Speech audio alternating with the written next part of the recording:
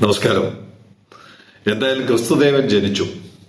33-ാമത്തെ വയസ്സിൽ റോമൻ പടയാളികളുടെ ചവിട്ടും അടിയും കുത്തുമേറ്റ് മരിക്കേണ്ട ഒരു സാഹചര്യം ഒഴിവാക്കാമായിരുന്നു. സെയിലിംഗ് കമന്ററി ആരംഭിക്കുന്നു.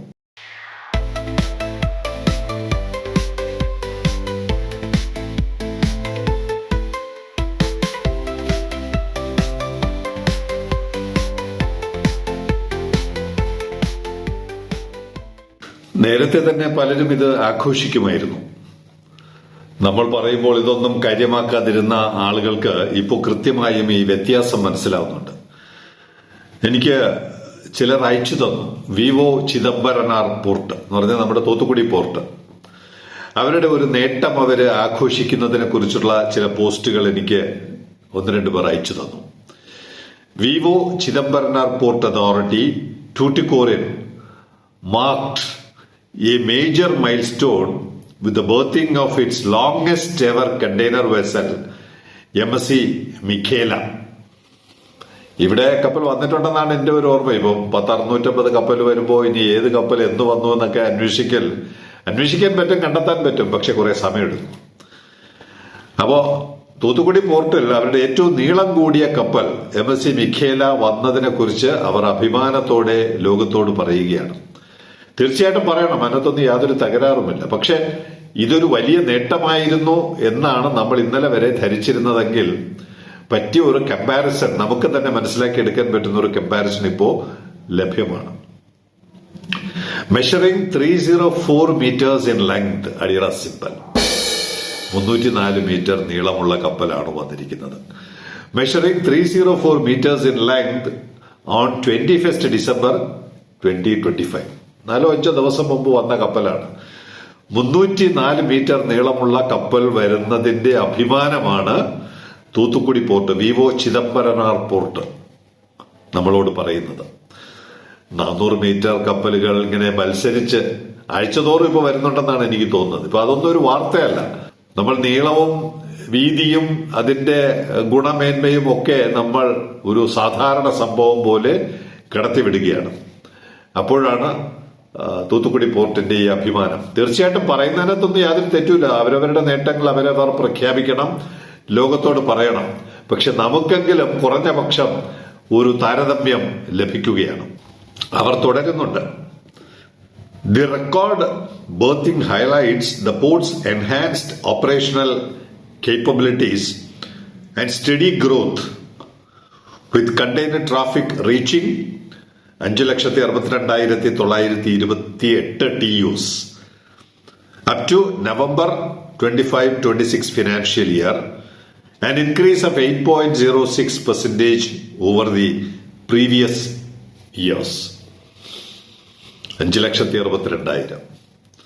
നമ്മൾ ഓരോ മാസവും ശരാശരി 1,00,000 പുറമെ ഹാൻഡിൽ ചെയ്യുന്ന ഈ സമയത്ത് എന്തായാലും ഇതിനേക്കാൾ വലിയ സംഖ്യ നമ്മൾ പിന്നിട്ട് കഴിഞ്ഞു. തൂത്തുക്കുടിയും അതുപോലുള്ള അന്തർദേശീയ പോർട്ടുകളും എത്ര പതിറ്റാണ്ടുകളുടെ പ്രവർത്തന പരിചയം കൈമുതലായുള്ളവരാണ് ഈ നേട്ടങ്ങൾ പറയുന്നതെങ്കിൽ നമ്മുടെ ഡിസംബറിലെ യേശുവിന്റെ ജനനം പോലെ ഒരു ശിശുവാണ് നമ്മുടെ തുറമുഖം. ആ ഒരു ശിശുവിന്റെ പെർഫോമൻസ് ഇന്ന് നിലവിലുള്ള ഒരു പോർട്ടുമായിട്ട് നമുക്ക് താരതമ്യം ചെയ്യാൻ പറ്റില്ല. അപ്പോഴും നമ്മൾ താരതമ്യം ചെയ്യേണ്ട പോർട്ടുകളുമായിട്ടുള്ള മത്സരം, ഓരോ ദിവസവും ആ മത്സരം നമ്മൾ നോക്കി പോവുക തന്നെ ചെയ്യുകയാണ്.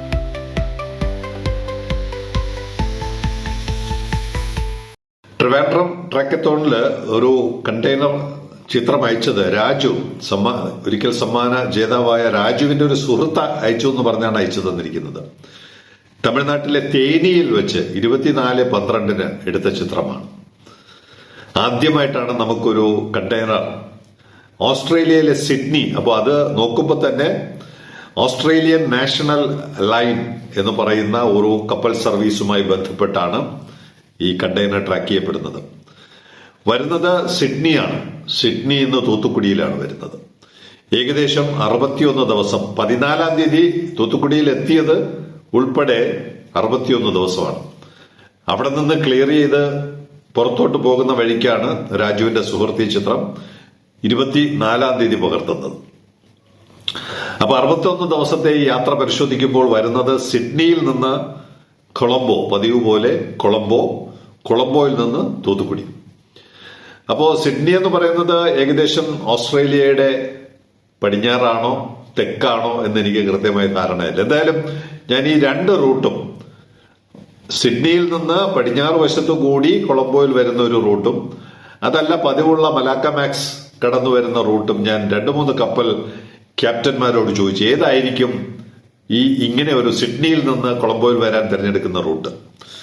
ചിലർ പറഞ്ഞു മഞ്ഞവര, ആ റൂട്ടാണ് സാധ്യത.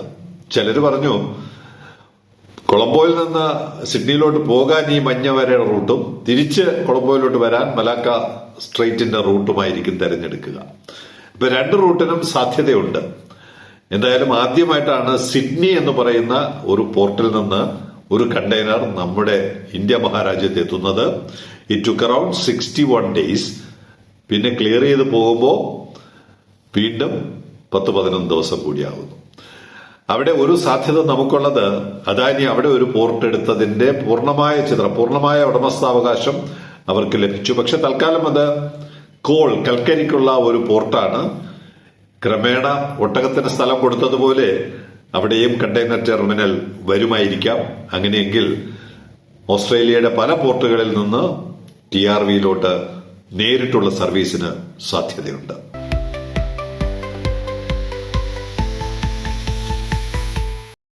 കണ്ണൂർ സഫാരി എന്ന ഒരു ഗുളികനാണ് എഴുതുന്നത്. അദ്ദേഹം തന്നെ തുറന്ന് സമ്മതിക്കുന്നുണ്ട്, ഞാനൊരു ഗുളികനാണ്. സാറെ ഗുളികനാണ്. ക്രിസ്മസ് ദിനത്തിൽ സാറിന്റെ ആഗ്രഹം പോലെ പിണറായി വിജയൻ അടുത്ത തെരഞ്ഞെടുപ്പിൽ മത്സരിക്കില്ല. പകരം ശൈലജ ടീച്ചർ കേരളത്തിന്റെ മുഖ്യമന്ത്രിയാകും. പക്ഷെ പിണറായി ഇല്ലെങ്കിൽ ഇനി വിഴിഞ്ഞം നടക്കില്ല.